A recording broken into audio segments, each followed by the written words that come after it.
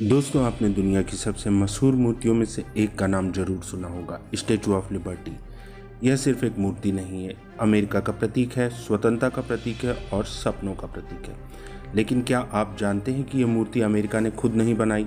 हाँ, यह मूर्ति अमेरिका को गिफ्ट में मिली थी। किसने दी, क्यों दी और इसके पीछे की रहस्यमयी कहानियाँ क्या है?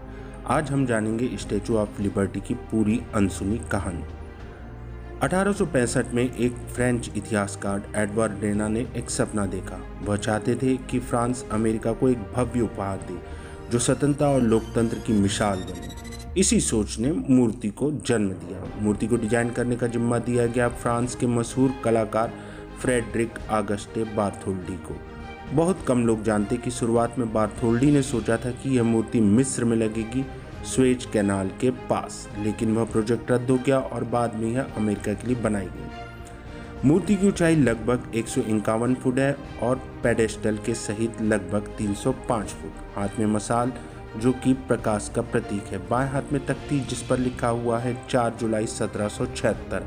यह अमेरिका की स्वतंत्रता की तारीख है। सिर पर 7 किरणों वाला मुकुट जो 7 समुद्र और 7 महाद्वीपों पर स्वतंत्रता की रोशनी फैलाने का प्रतीक है।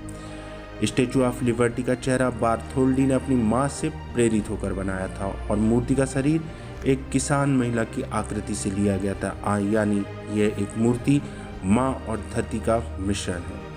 मूर्ति को बनाने के लिए हजारों टन कॉपर और लोहे की जरूरत थी, लेकिन बड़ी समस्या थी पैसे की।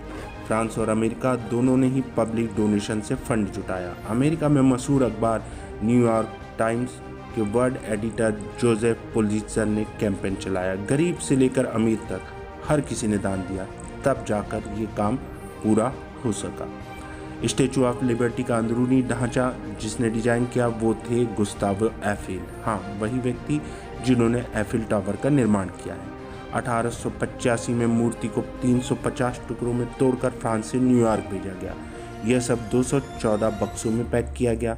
जून 1885 में जहाज इसरी इन बक्सों को लेकर अमेरिका पहुंचा। वहां 4 महीने तक इसे फिर जोड़ने का काम हुआ। जब मूर्ति अमेरिका में पहुंची उस समय देश में बेरोजगारी और गरीबी का माहौल था। लोगों ने मजाक उड़ाया कि हमारे पास रोजी रोटी नहीं है और हमें ये तांबे की औरत दे रहे हैं। लेकिन बाद में यही मूर्ति अमेरिका की पहचान बन गई।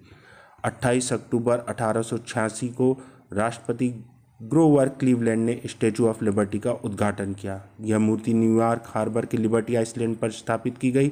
जल्द ही यह अमेरिका आने वाले हर प्रवासी के लिए आशा का एक प्रतीक बन गई।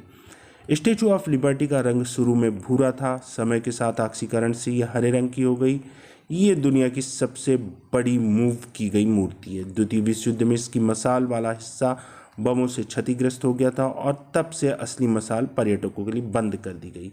आज भी मूर्ति हल्की सी हिलती रहती है। तेज हवा में इसका मुकुट लगभग 3 इंच और मशाल लगभग 5 इंच हिल सकती है। मूर्ति का पूरा वजन लगभग 225 टन है। तो दोस्तों, स्टैचू ऑफ लिबर्टी सिर्फ एक मूर्ति नहीं बल्कि यह इंसानियत की सबसे बड़ी कहानी है। यह हमें याद दिलाती है कि स्वतंत्रता सिर्फ एक देश की नहीं बल्कि पूरे मानव जाति की जरूरत है।